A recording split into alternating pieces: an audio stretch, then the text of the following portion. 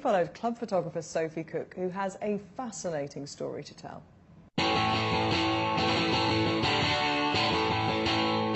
It was 1979. I told my parents I was going around a friend's house and actually caught a train down to Brighton.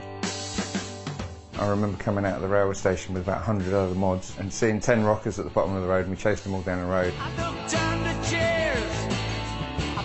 I'm still a mod. I had my Vespers and my Lamborettas and loved Brighton all my life. I love this town. It's part of me and I'm so proud to be here. I moved to Brighton because it's got this amazing LGBT reputation. I was born in Bournemouth. As a kid, my dad used to take me to watch them back in the mid-70s, in the days of Ted McDougall and Phil Boyer and that, and it's one of those teams that's in your blood. My granddad got me into photography when I was a kid.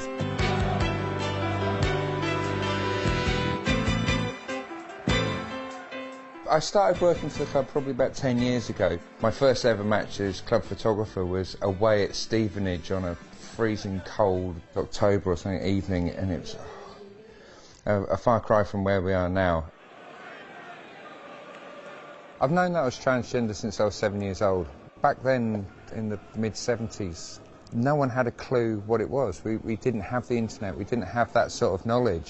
And it was really difficult because that lack of knowledge meant that I didn't have a clue what was going on with me.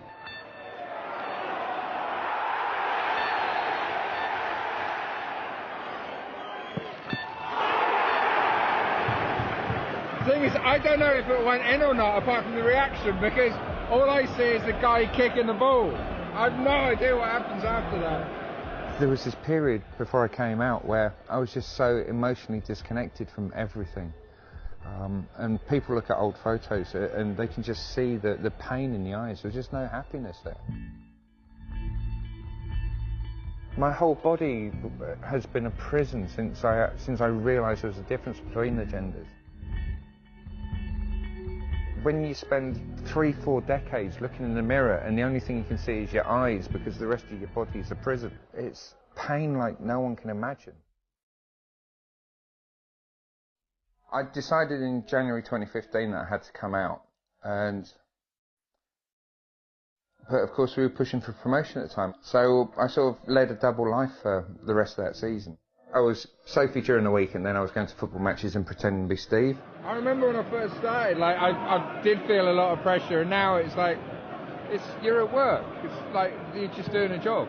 The day that we became Football League champions at Charlton, I was stood there on the pitch as we lifted the trophy and that, and I was terrified because I thought I was never ever going to work in football again, because there'd never been a trans woman working in football, so I thought that when I came out, that would it. I was sort of umming and ahhing when I was going to tell the club, and we were just coming into pre-season, and I got hair extensions put in, and I suddenly thought, I can't just pretend to be Steve anymore.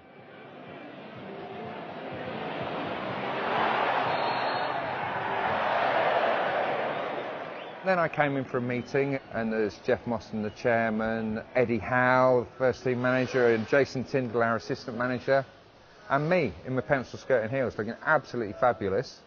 First time they'd ever met Sophie, first time I think they'd ever met a trans woman.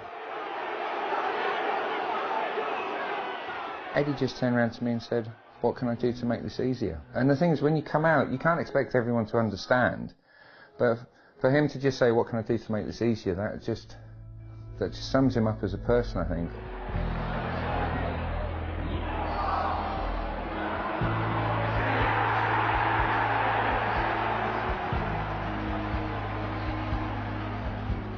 I hate to admit it, but it was my 50th birthday back in January, and before the game, Eddie presented me with a shirt, which was, I was actually there on the touchline in tears. It was such a beautiful gesture. When I came out, it was at a training session, and they called all the players together, and Jason Tyndall, the assistant manager, said, "Suppose you noticed our photographer's changed a bit since last season, growing her hair out." I said, "Yeah, I've lost a bit of weight. I'd like you all to meet Sophie." And then Tommy Elphick, our captain, just started clapping, and the rest of the guys all joined in. And then Tommy said, "Right, let's go and train." And I'm sort of going, was that it? I sort of built this up so much in my head. And afterwards I sat down with a load of the players and I told them about the fact that I'd struggled with self-harm and suicide my entire life, and because it was important that they knew that this wasn't a whim, this was actually saving my life.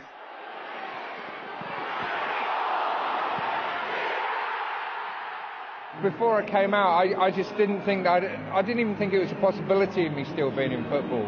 And the reality is that it's been better than I could ever have imagined. I'm so pleased that we have had that piece on this show, and I started out in this business just over 20 years ago. I didn't think I'd be introducing a piece like that, and not because I didn't think it existed in football, that that football reflected society, but it has changed. It's moved massively in the last few years, and it's important that football reflects wider society. I think football needs to catch up. I think the line from that for me was Eddie Howe.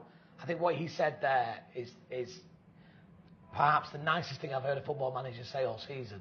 Just, what can we do to help? The rest of the players applauded, let's get on with training. I think football needs to understand, it needs to reflect society and not have to lead. Most people are all right. We're all aware of the little differences in everybody and the diversity in our own lives. I think most people just cope with things. I think sometimes football's been a little bit frightened of upsetting its traditional fan base and worried about this sort of thing.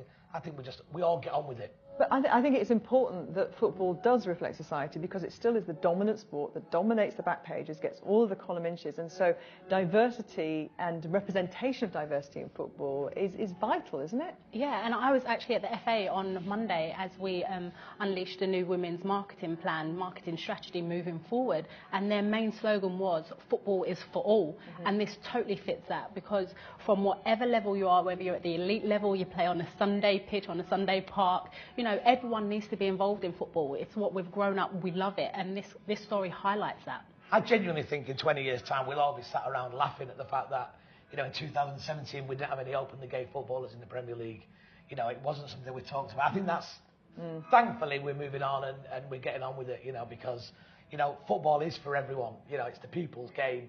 And the FA should have that as a slogan, shouldn't it? It should. That's great. Right there. OK, well, Manchester City versus Liverpool on Sunday is the game of the weekend, with third taking on fourth. And in recent years, when these two have met,